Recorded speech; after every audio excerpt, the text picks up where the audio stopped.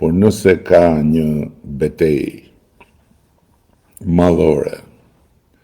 të përditshme, më e vështira nga të tëra, se po mos ishte më e vështira do e kishim bërë tjerët më përpara. Që askush më përpara nuk e ka marrë përsipër, është pikërisht betejë për drejtësinë. Dhe nëse ka sot një moment në historinë tonë ku faktikisht barazia para ligjit po synohet jo me llafe, po me vepra, është ky moment.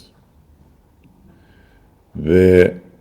ky moment ka ardhur si rezultat i kësaj betejë. Sepse qysh prej 1912-s, kur Shqipëria u pavarësua nga Perandoria dhe krijoi shtetin e vet të pavarur dhe qeverinë e vet të parë, deri kur ne bëm reformën drejtësi, shpata e ndëshkimit që në një vend normal, në një vend me barazi para ligjit, është në dorën e zonjës drejtësi, ishte në këtë zyrë. E kishin trashëguar njëri pas tjetrit të gjithë parët e kësaj pune, qofshin në mbretëri, qofshin në diktaturë, qofshin në demokraturë, dhe ajo shpat edhe në kohën e lirisë, pas rënies komunizmit, goditi me urdhër nga këtu, nga maja e piramidës, kryetarin e opozitës,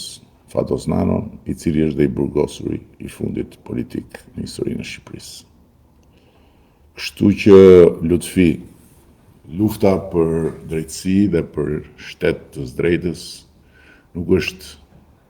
një luftë e thjeshtë, është një luftë shumë e vështirë dhe nuk është një luftë e shkurtër, është një luftë e gjatë. Por ama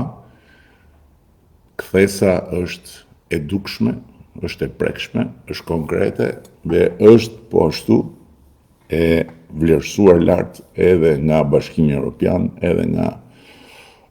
familja e madhe të cilës ne duam t'i bashkohemi dhe me cilën nuk bashkohemi dot nëse nuk tregojmë se kemi barazi para ligjit.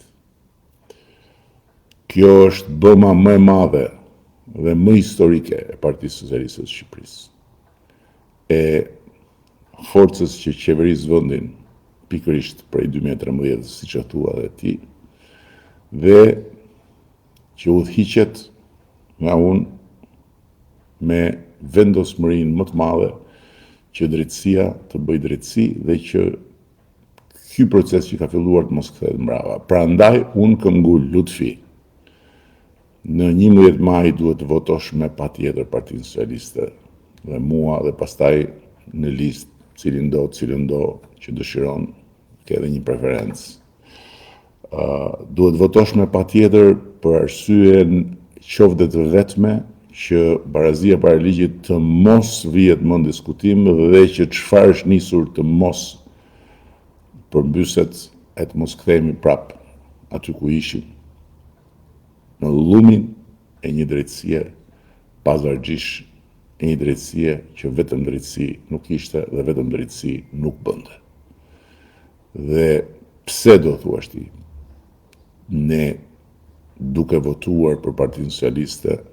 do ta garantojmë të gjë. Pikërisht sepse duke votuar për Partinë Socialiste në 11 maj, edhe pa qenë socialist fare, po thjesht për ta përdorur Partinë Socialiste si një mjet për të arritur një qëllim shumë të madh,